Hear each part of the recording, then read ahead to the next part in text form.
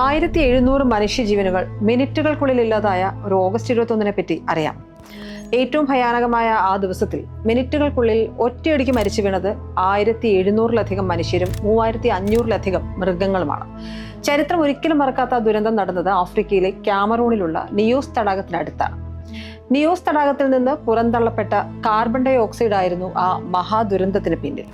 ലിംനിക് eruption, അതാണ് ഈ പ്രതിഭാസത്തിന്റെ പേര്. ഈ പ്രതിഭാസത്തിൽ ശക്തമായ വിസ്ഫോടനത്തിലൂടെ 10 ലക്ഷം ടണ്ണിലധികം കാർബൺ ഡൈ ഓക്സൈഡ് ആണ് 16 മൈൽ ചുറ്റളവിലേക്ക് പടർന്ന് മരണതാണ്ഡവമാടിയത്.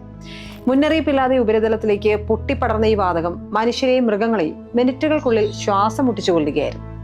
വായുവിനേക്കാൾ ഭാരമേറിയ അദൃശ്യമായ വാതകം ചുറ്റുമുള്ള ഗ്രാമങ്ങളിലൂടെ പടരുകയായിരുന്നു.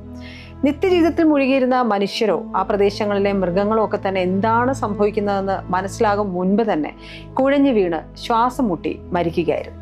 തടാകങ്ങളുടെയൊക്കെ അടിത്തട്ടിൽ കാർബൺ ഡൈ ഓക്സൈഡ് അടിഞ്ഞുകൂടുന്നത് അഗ്നിപർവ്വത പ്രവർത്തനങ്ങൾ കൊണ്ടാണെന്നൊരു വാദമുണ്ട്. ഇവിടെ നിയോസ് തടാകത്തിന്റെ ആഴങ്ങളിൽ പതിറ്റാണ്ടുകളായി കുടുങ്ങിക്കിടന്ന ഉയർന്ന മർദ്ദത്തിലുള്ള കാർബൺ ഡൈ ഓക്സൈഡ് ആണ് ലിംനിക് ഇറപ്ഷനിലൂടെ പുറന്തള്ളപ്പെട്ടത്. തടാകത്തിലുണ്ടാകുന്ന ഒരു ചെറിയ മണ്ണിടിച്ചിലോ അല്ലെങ്കിൽ അസാധാരണമായ മഴയോ ഒക്കെ ഇങ്ങനെ ട്രാപ്ഡായി കിടക്കുന്ന വാതകങ്ങളെ ഇതുപോലെയുള്ള ഇറപ്ഷനിലൂടെ പുറന്തള്ളാൻ കാരണമായേക്കുമെന്നും ശാസ്ത്രജ്ഞർ പറയുന്നുണ്ട്. പുതിയ നിരീക്ഷണ സംവിധാനങ്ങൾക്കും ഇത് സംബന്ധിയായ മറ്റ് ശ്രമങ്ങൾക്കും ഈ ദുരന്തം യഥാർത്ഥത്തിൽ കാരണമായെങ്കിലും ലോകമെമ്പാടുമുള്ള പ്രകൃതി ദുരന്ത ശാസ്ത്രജ്ഞർക്ക് ഇതൊരു പ്രധാന പഠന വിഷയമായി ഇന്നും തുടരുകയാണ്. ഓരോ പ്രാവശ്യം പ്രകൃതി സൗന്ദര്യം ആസ്വദിക്കുമ്പോഴും അതിൻ്റെ ശക്തി മറക്കാതെ ഓർമ്മയിൽ സൂക്ഷിക്കണം. കാരണം പ്രകൃതിക്കൊപ്പം സഹവസിച്ചാൽ നമ്മുടെ ഭൂമി എന്നും ജീവൻ നിറഞ്ഞതായിരിക്കും.